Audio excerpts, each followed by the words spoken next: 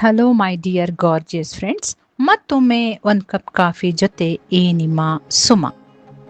ನಡೆದು ಹೋದದ್ದನ್ನ ಅಥವಾ ಆಗಿ ಹೋದದ್ದನ್ನ ಯೋಚಿಸಿ ಬೇಸರ ಪಡುವುದಕ್ಕಿಂತ ಮುಂದಿನ ದಿನಗಳನ್ನು ಸುಂದರ ಮಾಡು.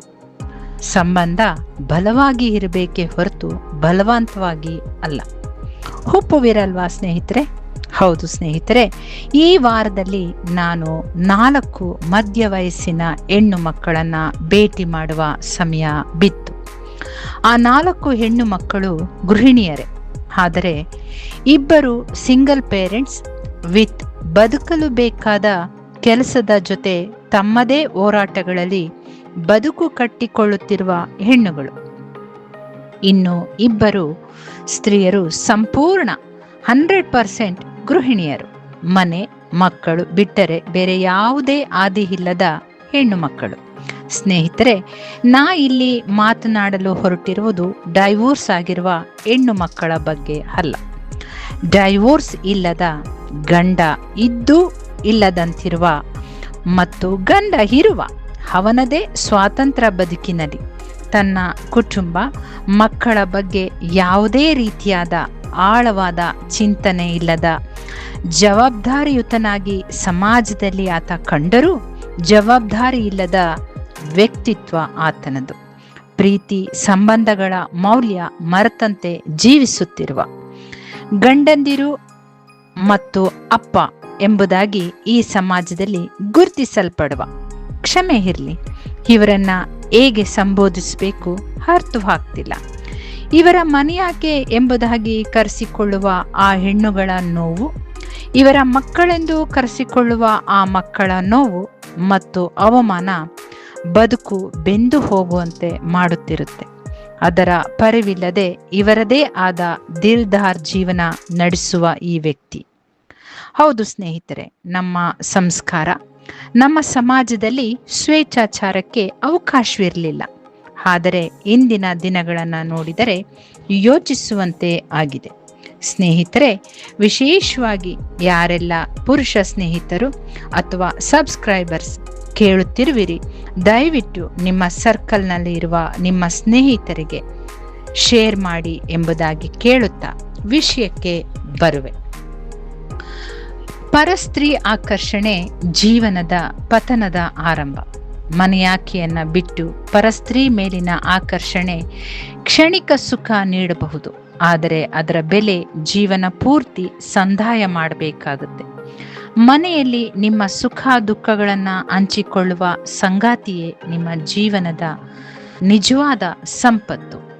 ಈ ಮೂಲಕ ಸಂಬಂಧದ ಅಡಿಪಾಯ ಕುಸಿದು ಹೋಗದಂತೆ ಪ್ರೀತಿ, ಗೌರವ, ಪ್ರಾಮಾಣಿಕತೆ, ಸತ್ಯ ಈ ಸಂಬಂಧದಲ್ಲಿ ಬಹಳ ಮುಖ್ಯ ಸ್ನೇಹಿತರೆ. ಮರಿಬೇಡಿ, ಚೆನ್ನಾಗಿ ಕೇಳಿಸ್ಕೊಳ್ಳಿ. ಎಷ್ಟೇ ಜಾಣತನದಿಂದ ಧರಿಸಿದ ಮುಖವಾಡಗಳು ಕಳಚಿ ಬೀಳುವವು ಕಾಲದ ಉರುಳಿನಲ್ಲಿ. ಹೌದು ಸ್ನೇಹಿತರೆ, ಅಷ್ಟಲ್ಲದೆ ಮಕ್ಕಳ ಮೇಲೆ ಭಯಂಕರ ಪರಿಣಾಮ ಬೀರಿ ಮಕ್ಕಳ ಬಾಲ್ಯ ಕನಸು ಅಷ್ಟೇಕೆ ತಂದೆಯ ಪ್ರೀತಿ, ತಾಯಿಯ ನೋವು ಅವರ ವ್ಯಕ್ತಿತ್ವವನ್ನೇ ಕಸಿದು ಬಿಡುತ್ತೆ. ಹೆಂಡತಿಯಾದ ಹುಡುಗಿ ಅಥವಾ ಹೆಣ್ಣು ಪರಿಚಯವಿರದಿದ್ದರೂ ಕೈ ಹಿಡಿದು ಜೀವನ ಪೂರ ಜೊತೆಯಾಗಿ ಇರಲು ಬರುವಂತಹ ಮನೆ ಹೆಣ್ಣು ರಕ್ತ ಸಂಬಂಧವಲ್ಲ, ಆದರೂ ಎಲ್ಲರನ್ನ ಬಿಟ್ಟು ಧರ್ಮಪತ್ನಿಯಾಗಿ ನಿಮ್ಮೊಂದಿಗೆ ಹೆಜ್ಜೆ ಹಾಕುವಳು. ಹೌದಲ್ವೇ? ಹಡೆದವಳಲ್ಲ, ಆದರೂ ನಿಮ್ಮನ್ನ ತಾಯಿಗಿಂತ ಹೆಚ್ಚಾಗಿ ಕಾಳಜಿ ಮಾಡುವವಳು. ಒಮ್ಮೆ ಗಮನಿಸಿ, ಯಾವ ಋಣವಿರೋಲ್ಲ.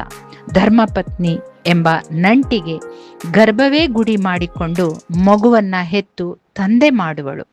ಸತ್ತು ಜೀವಿಸುವ ಈ ಹೆಣ್ಣು ನಿಮ್ಮಾಕೆ ಎನ್ನುವುದನ್ನ ಯಾಕೆ ಮರೆಯುವಿರಿ? ನೀವಾಗಿ ನೀವೇ ಅವಳನ್ನ ನಿಮ್ಮ ಮನೆಗೆ, ಬದುಕಿಗೆ ಕರೆತಂದವರಲ್ವೇ? ಅದು ವಾದ್ಯಗಳ ಮೂಲಕ ಸಂಭ್ರಮದಿಂದ ಕರೆದುಕೊಂಡು ಬಂದಿರೋದು ಹೇಗೆ ಮರೆತು ಬಿಡುವಿರಿ? ಹೌದು ಸ್ನೇಹಿತರೆ, ಬದುಕು ತುಂಬಾ ಸುಂದರ. ನಮ್ಮನ್ನು ನಮಗಿಂತ ಹೆಚ್ಚು ಇಷ್ಟಪಡುವ ವ್ಯಕ್ತಿ ಸಿಕ್ಕಾಗ. ಒಪ್ಪುವಿರಲ್ವಾ?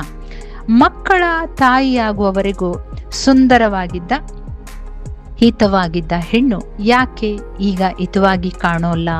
ಸ್ನೇಹಿತರೆ, ಒಂದು ಮಾತು, ಬೇರೊಂದು ಹೆಣ್ಣಿನ ಸ್ನೇಹ ನೋಡಿ ಹೆಂಡತಿ ಕಿರಿಕಿರಿ ಮಾಡೋದು ಸಹಜವೇ. ಹಾಗಂತ ಆಕೆಗೆ ನಿಮ್ಮ ಮೇಲೆ ಪ್ರೀತಿ ಇಲ್ಲ ಅಂದೇನಿಲ್ಲ. ಜಗಳವೇ ಪ್ರೀತಿ, ನಿರ್ಬಲತೆಯೇ ಜಗಳ. ಜಗಳ ಪ್ರೀತಿ ಎಂದೇಕೆ ತಿಳಿಯೋಲ್ಲ?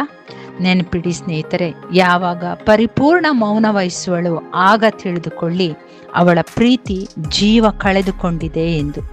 ಸಂಬಂಧವನ್ನ ಮಕ್ಕಳಿಗಾಗಿ ಜೀವಂತವಾಗಿ ಇಟ್ಟುಕೊಳ್ಳಲು ನಗುಮುಖ ಹೊತ್ತು ಬದುಕುತ್ತಿದ್ದಾಳೆಂದು ಮಾತ್ರ ಅಲ್ಲಿ ಅರ್ಥ.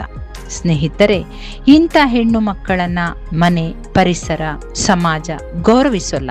ಕಾರಣ, ಗಂಡನ ಬೆಂಬಲವಿಲ್ಲದ ಈ ಹೆಣ್ಣು ಮಕ್ಕಳು ಪ್ರತಿನಿತ್ಯ ಕಣ್ಣೀರಲ್ಲೇ ಮೌನವಾಗಿ ಕಳೆದು ಬಿಡುವಳು. ಈ ಕಣ್ಣೀರು ನಿಮ್ಮ ಅಭಿವೃದ್ಧಿಗೆ ಅಡ್ಡಗಾಲು, ಖಂಡಿತ ಪತನ ಸತ್ಯ. ಕೇಳಲು ಕಠೋರ ಅನಿಸಬಹುದು, ಆದರೆ ಇದು ಸತ್ಯ. ಹೆಣ್ಣು ಸಹಿಸಿಕೊಳ್ಳುವುದನ್ನ ಒಂದು ದಿನ ನಿಲ್ಲಿಸಿದರೆ ಅರ್ಧಕ್ಕಿಂತ ಹೆಚ್ಚು ಸಂಸಾರಗಳು ಉಳಿಯುವುದೇ ಕಷ್ಟ. ಯಾಕೆಂದರೆ ಪ್ರತಿ ಮನೆಯನ್ನ ಕಟ್ಟಿ ಹಿಡಿದಿರುವುದು ಆ ಹೆಣ್ಣಿನ ತ್ಯಾಗ, ಅವಳ ಸಹನೆ ಮತ್ತು ಮಕ್ಕಳಿಗಾಗಿ ತನ್ನನ್ನೇ ಮರೆತು ಬದುಕುವ ಮನಸ್ಸು. ಇದೇ ಹೇಳದೆ ಆಗಿರುವ ಡೈವೋರ್ಸ್. ಸ್ನೇಹಿತರೆ, ಮದುವೆಯ ಮೊದಲು ಮಗನ ಕೆಟ್ಟ ಅಭ್ಯಾಸಗಳ ಬಗ್ಗೆ ಮನೆಯವರಿಗೆಲ್ಲ ಗೊತ್ತೇ ಇರುತ್ತದೆ. ಅಮ್ಮ ಕಣ್ಮುಚ್ಚಿಕೊಳ್ತಾಳೆ, ಅಕ್ಕ ತಂಗಿಯರು ಮೌನವಾಗಿರ್ತಾರೆ, ಅಪ್ಪ ಕೂಡ ನೋಡಿ ನೋಡದಂತೆ ಉಳಿದು ಬಿಡುವರು. ಆದರೆ ಮದುವೆಯಾದ ನಂತರ ಮಾತ್ರ ತಪ್ಪಿಗೆ ಬೆರಳು ತೋರಿಸುವುದು ಹೆಂಡತಿಯ ಕಡೆ. ಇದ್ದ ಸತ್ಯವನ್ನ ಮರೆಮಾಚಿ ತಪ್ಪನ್ನೆಲ್ಲ ಒಬ್ಬಳ ಮೇಲೆ ಹಾಕುವುದು, ಇದು ಯಾವ ರೀತಿಯ ನ್ಯಾಯ? ಸ್ನೇಹಿತರೆ, ಸ್ವಲ್ಪ ಸಮಾಧಾನವಾಗಿ ಯೋಚಿಸಿ. ಕಳೆದು ಹೋದ ದಿನಗಳಿಗೆ ಬೆನ್ನು ಹಾಕಿ. ಮಕ್ಕಳಿಗಾಗಿ ಮನೆಯಾಕೆಯನ್ನ ಗೌರವಿಸಿ.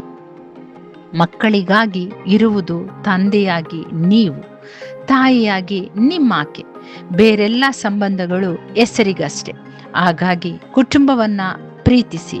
ಮತ್ತೊಂದಾವರ್ತಿ ಕುಟುಂಬ ಹಸಿರಾಗಲಿ. ಕ್ಷಣ ಕಿವಿ ಕೊಡಿ. ತಾಳಿಗೆ ನಿಜವಾಗಲೂ ಬೆಲೆ ಸಿಕ್ಕುವುದು ತಾಳಿ ಕಟ್ಟಿದ ನೀವು ಅದಕ್ಕೆ ಬೆಲೆ ಕೊಟ್ಟು ಇನ್ನೊಬ್ಬರ ಮುಂದೆ ಹೆಂಡತಿಯನ್ನ ಬಿಟ್ಟು ಕೊಡದೆ ಮಾತನಾಡಿ ಗೌರವಿಸಿದಾಗ ಮಾತ್ರ. ಅಲ್ಲಿವರೆಗೆ ತಾಳಿ ಒಂದು ಆಭರಣ ಮಾತ್ರ. ಧರ್ಮಪತ್ನಿ ಮೌನ ಹಪ್ಪಿಕೊಂಡರೆ ಮುಗೀತು, ನಿಮ್ಮ ಜೀವಿತ ಸೋತಿದೆ ಎಂದೇ ನೆನಪಿರ್ಲಿ ಸ್ನೇಹಿತರೆ. ಕೊನೆಯದಾಗಿ ಒಂದು ಮಾತು ನಮ್ಮೆಲ್ಲರಿಗೂ: ಅತ್ತೆಯಾಗಿ ನೋಡುವ ಮೊದಲು, ನಾದಿನಿಯಾಗಿ ತೀರ್ಪು ಕೊಡುವ ಮೊದಲು, ಓರ್ಗಿತ್ತಿ ಸಿಸ್ಟರ್ ಹೋಲಿಕೆ ಮಾಡುವ ಮೊದಲು, ನೆರೆಹೊರೆಯ ಗೆಳತಿಯರಾಗಿ ಗಾಸಿಪ್ ಮಾಡುವ ಮೊದಲು ಒಮ್ಮೆ ಒಂದು ಕ್ಷಣ ನೀವು ಆ ಹೆಣ್ಣಾಗಿ ಯೋಚಿಸಿ. ಯಾಕಂದರೆ ಹೆಣ್ಣಿನ ಕಣ್ಣೀರು, ಮೌನದ ನೋವು, ತ್ಯಾಗದ ಬೆಲೆ ಇದನ್ನೆಲ್ಲ 100% ಅರ್ಥ ಮಾಡಿಕೊಳ್ಳಲು ನಮಗೆ ಮಾತ್ರ ಸಾಧ್ಯ. ಯಾಕೇಳಿ? ಹೆಣ್ಣುಗಳಲ್ವೇ ನಾವು. ಹಾಗಾಗಿ ಒಬ್ಬ ಹೆಣ್ಣು ಇನ್ನೊಬ್ಬ ಹೆಣ್ಣಿನ ನೋವಿಗೆ ಸ್ಪಂದಿಸುವ ದಿನ ಅಥವಾ ಸಮಯದಲ್ಲಿ ಮನೆಗಳು ಒಡೆಯುವುದಿಲ್ಲ, ಹೃದಯ ಕುಗ್ಗುವುದಿಲ್ಲ. ಸ್ನೇಹಿತರೆ, ಅತ್ತೆಯ ಪ್ರಕಾರ ಪರ್ಫೆಕ್ಟ್ ಸೊಸೆ ಯಾರು ಎಂದರೆ ಈ ಪ್ರಪಂಚದಲ್ಲಿ ಇಬ್ಬರೇ ಸಿಗೋದು. ಒಂದು ಅವರು, ಇನ್ನೊಂದು ಅವರ ಮಗಳು ಅಷ್ಟೇ. ಕ್ಷಮೆ ಇರಲಿ.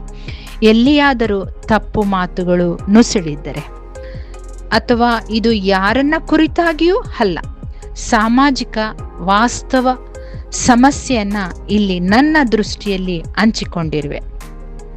ಸಿಂಗಲ್ ಅಮ್ಮಗಳು, ಸಿಂಗಲ್ ಗೃಹಿಣಿಯರು ಬದುಕನ್ನ ನಾನು ನೋಡಿದಂಥ ದೃಷ್ಟಿಕೋನದಲ್ಲಿ ಅಷ್ಟೇ ಇಲ್ಲಿ ನಾನು ಶೇರ್ ಮಾಡಿದ್ದೇನೆ. ಸ್ನೇಹಿತರೆ, ದಯವಿಟ್ಟು ಶೇರ್ ಮಾಡಿ. ತಿಳಿದೋ ತಿಳಿಯದೋ ನಿರ್ಬಲ ಹೆಣ್ಣು ಅಥವಾ ನಿರ್ಬಲ ಮಕ್ಕಳ ಗಂಡ ಅಥವಾ ತಂದೆಗೆ ಈ ಮಾತುಗಳು ಹೃದಯ ಮುಟ್ಟುವುದಾದರೆ ಈ ನನ್ನ ಪ್ರಯತ್ನ ಸಾರ್ಥಕ ಎನ್ನುತ್ತಾ ಟೇಕ್ ಕೇರ್. God bless.